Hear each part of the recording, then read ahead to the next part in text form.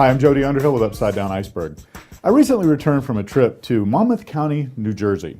And while I was there, I went to do a presentation. And after the presentation, it was an all-day event, I was invited to go to the local Chamber of Commerce networking event. So I went there and it was meeting people that I'd never met. Obviously, I live in Florida, so I knew absolutely no one in Monmouth County, New Jersey. And while I was there, there were a couple of people who had been at the event all day that I'd met. And I was talking with one of them. She was a real estate agent, and she asked me a couple of other questions about some of the things I'd said whenever I was on stage. And I went around meeting people, and I got like 3 or 4 business cards during the course of the time, which I wasn't actually even trying to collect business cards because what am I really going to do with them, right? So I was there talking with someone. This real estate agent lady comes over. She goes, "Jody, I have someone you have got to meet, and I would like you to share with him what it is that you do." So I was like, okay, great, Pat. I'll be more than happy to go and speak to him. I mean, because after all, when someone takes you to meet someone, they're excited about it, and they want to share with them what they heard at the event because they weren't able to be there, right?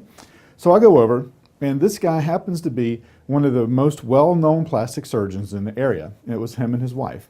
And she goes, "Robert, this is Jody. He did an excellent talk on social media and local marketing and how to get more people into your practice. So I wanted to bring him over. Jody, tell him what you can do." Well, most people would just start telling them what they could do. That's not what you do in order to make a lasting impact. What I did, and I had a couple of people there that were watching me do this, I started just asking him questions. I was like, "Robert, before I kind of tell you what it is I do, is it okay if I ask you a couple of questions?" He goes, "Sure." I was like, "So tell me about you're a plastic surgeon here locally?" "Oh yes, I'm here in Monmouth County and I've been here for so many years." I'm like, "Okay, great. And you have a website?" "Yeah, I have a website." "That's cool. And do you have any videos or anything that you have out there about helping people?" "Well, we have some videos on our website." I was like, "Okay." And so I went through and asked him these questions. I said, "Well, those videos, what kind of videos are they?"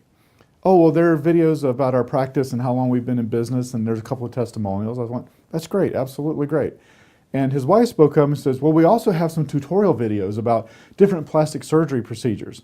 I was like, "Okay, and where are those?" And she said, "Well, they're on our website." I was like, "You know what, that's absolutely fabulous. Here's the thing, by having those videos, as great as they are, and having them on your website, that's really only one place for those videos to be found. Robert, can I ask you a question?" He's like, "Sure." So do you think that possibly whenever there are people that come in and ask you questions that you have to answer over and over again? It's like, "Well, sure, absolutely." I was like, "Okay, well, do you think there's some questions maybe that they should be asking you that they may not know to ask?" "Yeah." "So do you think it would be beneficial if you had videos like that scattered across the internet so that people could find that?" He said, "Well, I see there's a lot of other plastic surgeons out there that have all these videos. How is mine going to be any different than theirs?" I was like, "Well, what you can do to differentiate yourself is position yourself as an expert. And do that instead of talking about yourself and your practice. Do that by talking about the information that people would love to know before they come to see you. Answer their questions about scarring when it comes to plastic surgery, or what are the different things that they need to be looking for or thinking about whenever they're interviewing a plastic surgeon. In other words, give them value so that whether they choose to do business with you or not, they're glad that they saw it." He's like, "Wow, that would be really interesting. So do I need to hire like a videographer to come in and do that?" It's like, "Well, you could obviously do that, and it would probably be very good videos." The thing is, sometimes videographers, although they can do great videos, don't understand really the intricacies in distributing those videos across the internet. So you would need to make sure that they do that. So it sounds to me like you probably would need is someone that does what I do, which is social media marketing, and that's making the videos that are great and good enough to have on YouTube and Vimeo and Vidler and the video sharing sites, but can also take that and tie it in and utilize that content for Facebook and Twitter so that when people see that, they come to your website already ready to take an action, like to pick up the phone and call you or to contact you via a contact form. Does that sound like something that might be useful? It's like, absolutely. Well, how can I talk to you about this? Boom. I had him. I never sold him anything. I never explained anything about what I do. I simply asked him questions. Now, like I said, he was very defensive to begin with because here was this person who he obviously know, liked, and trust, but they were bringing someone to sell him something. So he was on the defensive. But just by asking some questions, he lowered those defenses and became interested because I was interested in him and helping him paint that picture.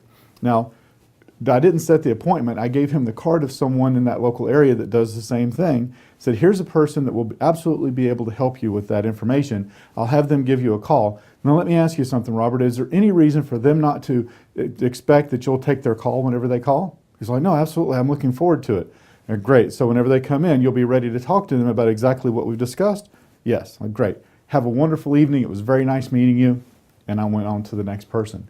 But that's just a quick example of how the power of questions at a networking event, you don't have to go in trying to sell anybody anything, but that's a real life example. There were two people there that are in this same business that took those lessons away, and it was like, I'd always heard you talk about it, but I'd never seen it in action. They wish they had it taped. So that's why I did this video, because those were exactly the questions that I asked, exactly his answers back to me and his wife, and so that they both were nodding their heads, wanting to meet with someone to help them get exposure for their practice.